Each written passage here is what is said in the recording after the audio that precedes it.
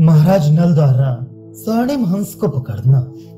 महाराज नल के दृश्यगत होने के पश्चात रति किरणा से शांत होकर वह राजहंस उस कौतूहल के समय एक पैर पर बैठ गया और अपने पंखों से अपने सिर को आच्छादित करके तालाब के सन्निकट सो गया।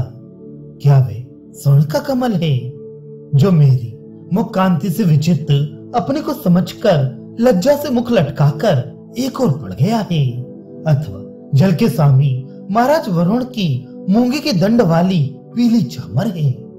जब महाराज नल घोड़े से उतरे तब जूते से सजे हुए उनके पैर ऐसे मालूम पड़े जैसे वे कवच से युक्त होकर वन के पल्लवों और जल के कमलों से युद्ध करने की कामना से वहां पर आए हों। उन महाराज नल ने कपट से राजा बलि को छलने वाली वामन अवतार की मूर्ति के सदृश अपनी मूर्ति बनाकर तथा चुपचाप दबे पांव उस राजहंस के समीप जाकर उसे अपने हाथ से पकड़ लिया।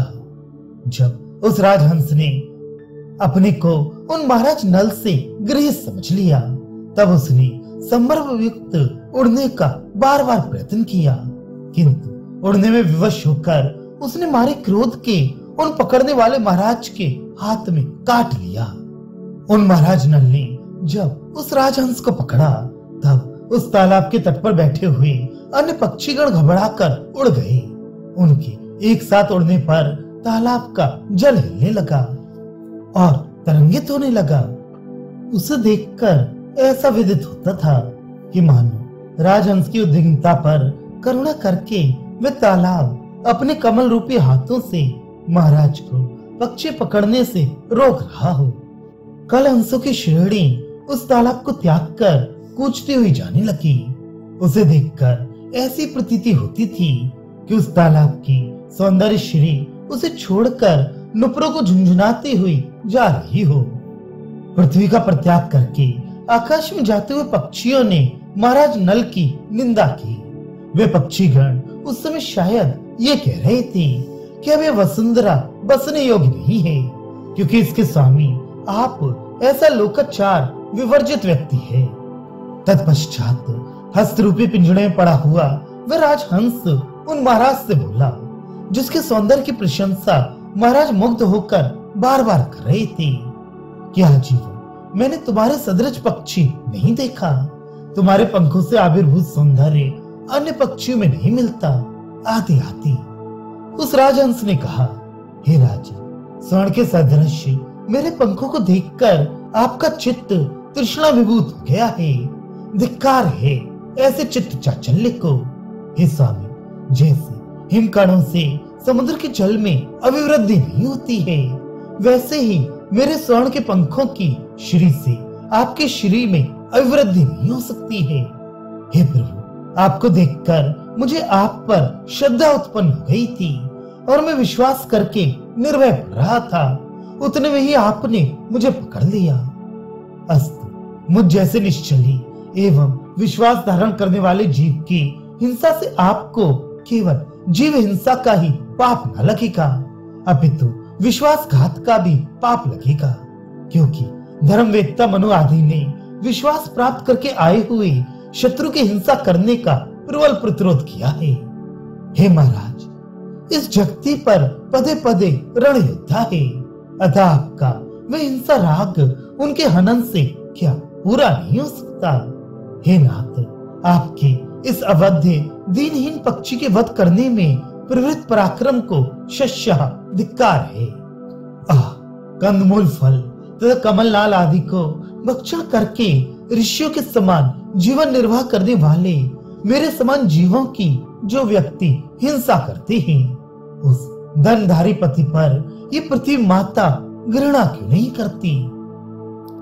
इस प्रकार के कथनों से राजहंस ने उन महाराज को नल को विस्मित, लज्जाशील और दयाद्र बना दिया तथा अपनी करुणा रसमयी नदी के समान वाणी को उन महाराज नल के दया समुद्र रूपी चित्त में अतिथि बनाकर प्रविष्ट करा दिया। अर्थात जब महाराज दयाद्र हो गए तब उसने करुण स्वर में उनसे कहना प्रारंभ किया, हे विदे, मैं अपनी वृद्धा अशक्त माता का एकमात्र पुत्र हूँ। नप्रसत्कत्री शोचनीय दशा में परिव्याप्ता मेरी स्त्री है। उन दोनों का मैं ही पालक हूँ। हे भाग्य, अनुकंपा की योग्य मुझ निस्सहाय को कष्ट देते हुए तुम करुणावृत्ति क्यों धारण नहीं करती? हे माता, मेरे दयालु मित्र आंसुओं को बहाते हुए, संसार की निंदा करते हुए क्षण मात्र में अपने शोक भुला देंगे। परंतु हे जननी, आपके लिए पुत्र शोक रूपी सागर पार करना कठिन होगा। हे प्रिय, तुम उस क्षण कितने दुख का अनुभव करोगी जिस क्षण मेरे लिए अन्य पक्षियों को रोते देखकर और मुझे मृत न जानकर अज्ञातवश उनसे तुम पूछोगी, ए पक्षियों, मेरे पति अभी कितनी दूर हैं तथा मेरे पास कमलनाल आदि भेजने में कितने सुस्त हैं। हे ब्रह्मदेव, आपने मेरी प्रिया के कोमल और सुदर्शन शीतल अंगों के निर्माण करने वाले हाथों से मेरे ललाट में तपाने वाली कठोर अक्षर कैसे लिखे? आप भार्याहीन हैं, अतः ऐसा कर सके। हे चंचल नेत्र धारणी प्रिय, वज्र प्रहार के समान मेरे इस अनर्थकारी वध व्रत को आज अपने सहचरों के द्वारा सुनकर तुम दसों दिशाओं को शून्य देखोगी। हे विचित्रांगी, यदि तुम मेरे शोक से विदारित होकर प्राणों को त्याग दोगी तो दुर्दैववशात मैं मरकर पुनः मारा गया के समान होऊंगा, क्योंकि तुम्हारे प्राणों के त्याग से बच्चे अनाथ होकर पालन पोषण के अभाव से वे प्राणों को धारण न कर सकेंगे। हाय, बहुत बुरी दशा होगी।